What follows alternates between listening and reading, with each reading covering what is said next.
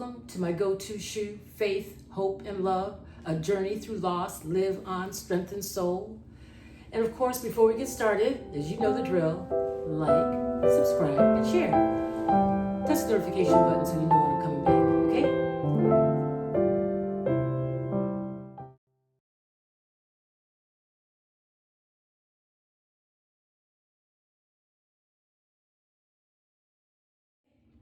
So last week we talked about shock, and we're talking about the 7 stages of grief, and the first one was shock. And the one thing I didn't share, which I when I was listening to it over again, I thought to myself, well, shock, I thought after I talked about shock, now what do you do to get through shock? When you first hear about that dire event, that dreadful event that took place, how do you get through it? So I just want to touch on 2 areas. There are other things you can do, but some practical ways to get through shock. I'm going to always say this, is that first and foremost, you're going to feel the pain. So that we know is going to take place. That's going to happen, and you need to feel it in order to move forward. And I don't want to sound like a broken record, but it's important to find people close to you that you love, whether it's a close friend, whether it's family, whether it's a therapist, and sometimes it's actually, you need both. Sometimes you might need all 3 because you want to talk through it. You want to speak through it. Talk about what happened and what took place and what you might not understand about the situation. So the one area is to make sure that in your own personal environment, your own personal self, that you place the support mechanisms around you to help you through it. That's a practical way. And when I say practical, if you need to go to a therapist, you have to talk to that therapist. You need to get that out. If you have close friends that you feel you can really trust, you need to have that conversation with them, because it's hard to go through and to hear some dreadful news that you're not expecting and expect that you yourself are going to be okay with it that day, the next day, the days to come. No, you're not going to be okay with it, because for one, you can hardly believe it that it's happened to you. So I just want to share just those 2 things that I want you to think about how to get through shock, practical ways. Number 1, place those supportive people around you to surround you with their love. Those that you know you can talk to, those that you know you can trust, those that understand. And sometimes for friends, all we want to do is for them to listen to us. Just listen. Sometimes you don't need to have a conversation back and forth. Sometimes it's just letting it out, just letting it out. And that's what's so good about a therapist, because when you go to a therapist, you can just vent, get it out, and just say what took place, how you can't believe what took place, but you get it out and you start to talk about it. So that's a very practical way. Another practical way that is free: buy yourself a journal. And in that journal, day 1, write in that journal exactly what happened. Exactly what happened and how you felt about it. Because no one feels the same, right? Every person is totally different. So you're all going to feel differently about a certain situation. But when you write it down,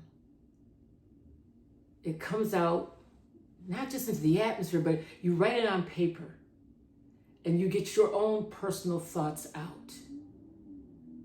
And you don't realize it, but a healing process will start to begin. Now, I would not expect you to do that the first day, and not even the second day, maybe not even the first week.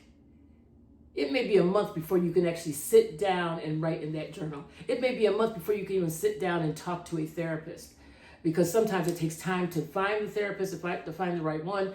But at some point you will find the right one. And when you do, a key portion or key piece of that conversation with that therapist is for us to be honest with that event, what took place and what we feel about how that event took place. Because sometimes we will materialize in our heads all the things that we think took place, and we may not have any idea. Because we don't really know what happened. If we were not there, we don't know what happened and how it took place.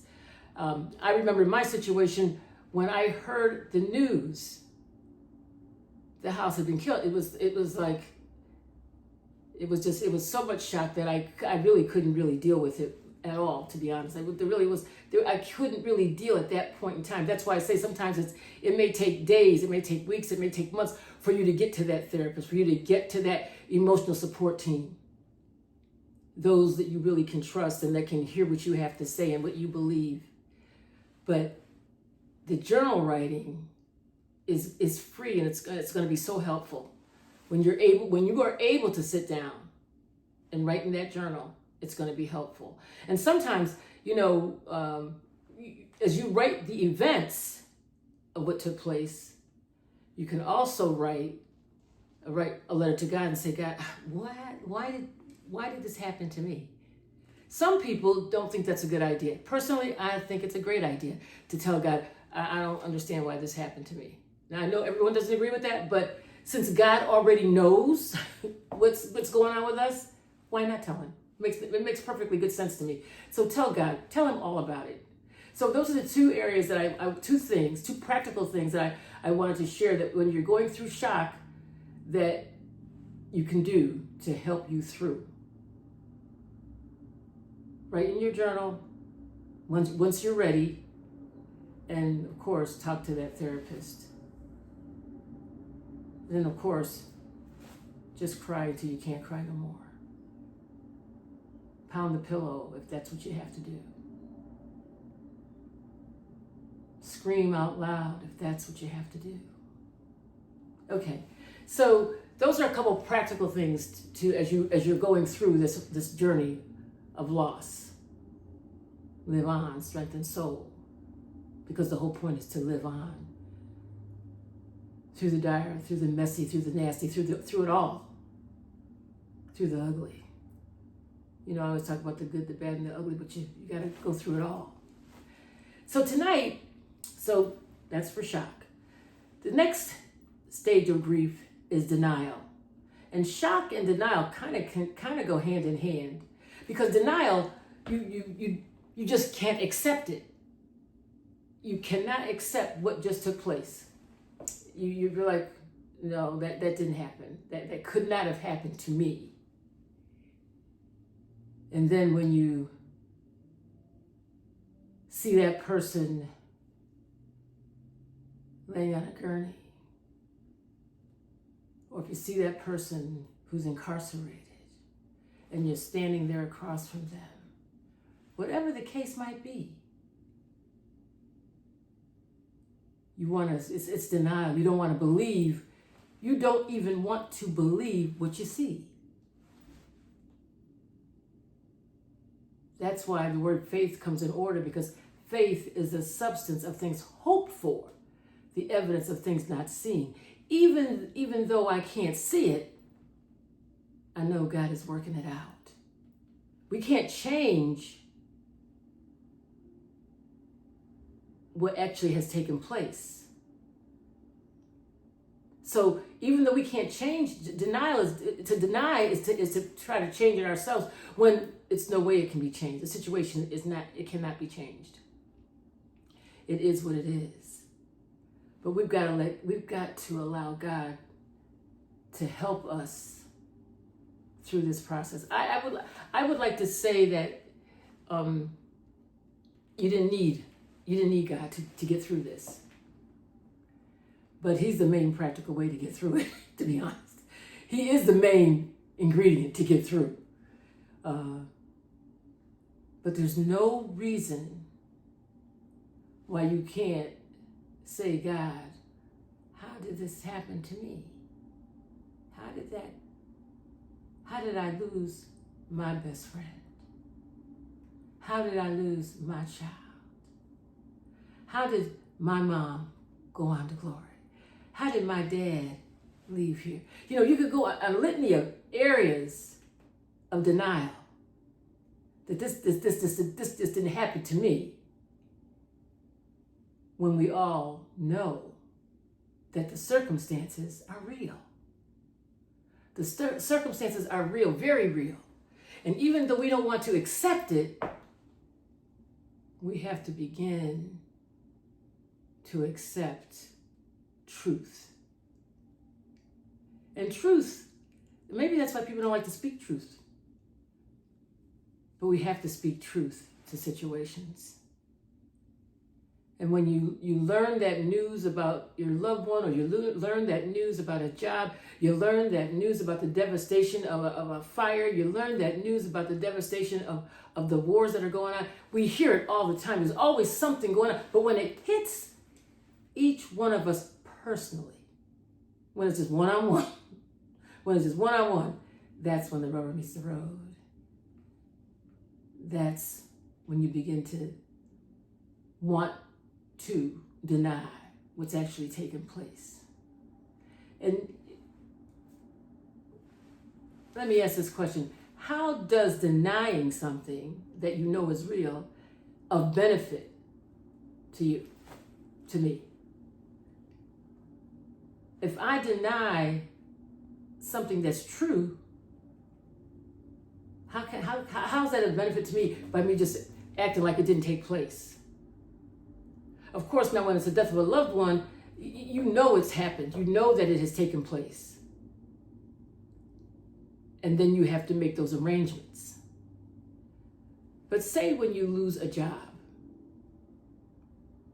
and you just can't believe that this has happened, and you want to deny that can't be, this is not the case. This didn't happen to me. And you don't want to accept it, and you go in the next day like it's a normal day. You wake up the next morning and it's not a normal day. Because now you have to deal with truth. This is the situation. I remember the next day after Hollis had been killed. I remember waking up and thinking, now, mind you, we don't know. We never found out who shot Hollis. We never found that out. But the next day, I thought about that person who did that. They got up, they had breakfast, and they went on their merry way. I mean, that's what I think probably happened to them. I mean, that may have been. It may not. That may have been just what was in my own head. But that's the way life is. We have no idea the situation for those who have caused such dismay.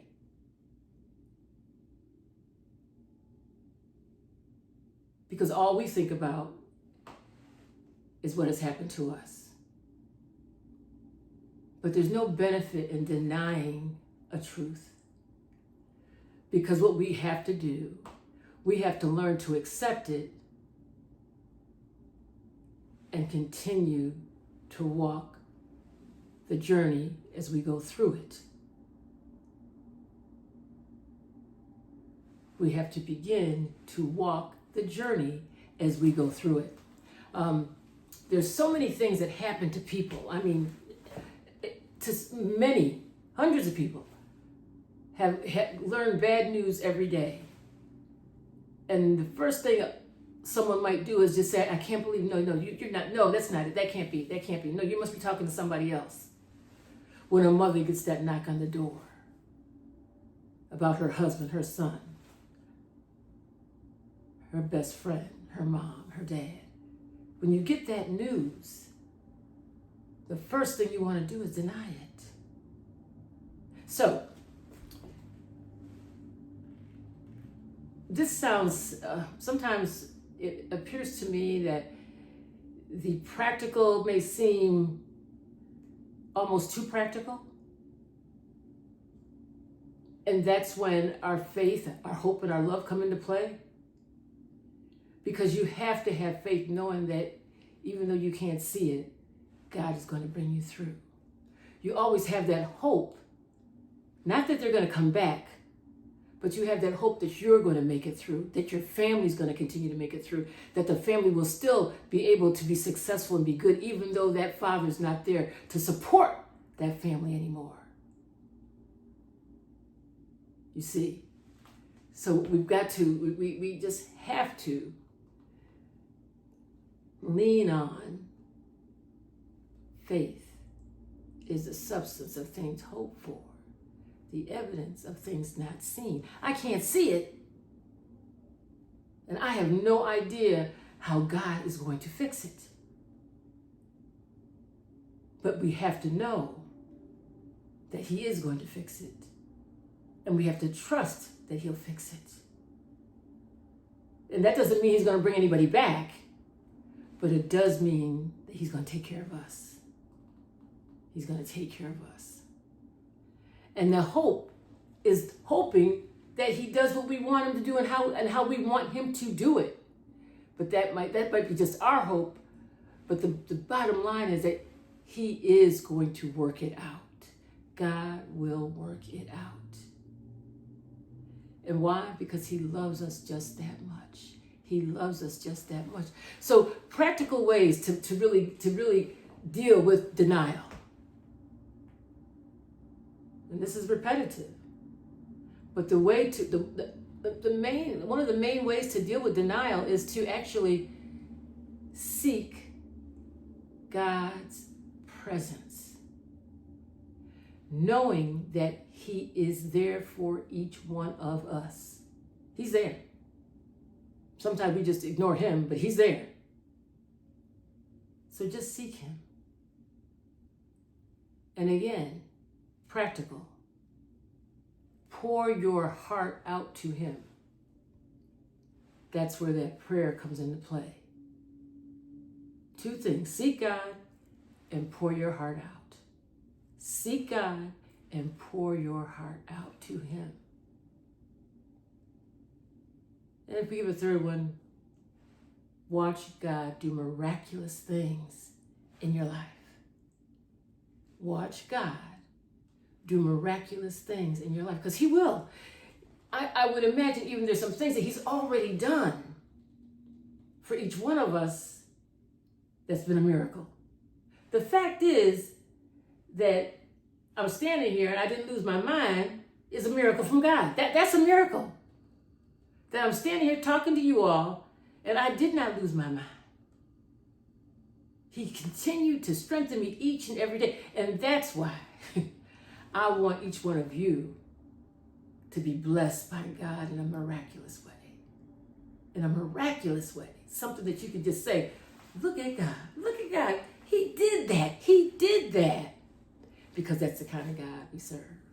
So, on this day, as we talked a little bit about shock, and now we've talked about denial, and don't deny what has taken place. Learn to accept it. And as we talk about this, you don't necessarily think that denial and that acceptance is going to happen all in the same day. Give yourself time. Give yourself time to move through this process. There's no rush. There's no rush. Give yourself time to move through. So that's a third one, actually. That's practical. Seek God. Pour your heart out to God. And that third one, just let God do God. Let God do God. And watch a miracle in your own personal life. Because that's the kind of God we serve. So, on that note, I'm going to close here because it's my time is just about up here. So, just be blessed by the very best. Watch God. And I know that your lives are going to have purpose. They're going to be fruitful. You're going to see some things that you had not expected. And you're going to accept all that He has for you. Because He has so much for each one of you, and all of us together. So on that note, I love you all. Be blessed. And let God do God. I ask God to just bless you in abundance. In ways that you thought were not possible. And that you would see the fruit of God in your life. And you would bear that fruit from all that He has placed in you. watch God, see God, and look at God. Love y'all. Be blessed by the very best. See you next time. Bye-bye. See you soon. God bless you. God bless you. God bless you. Bye-bye.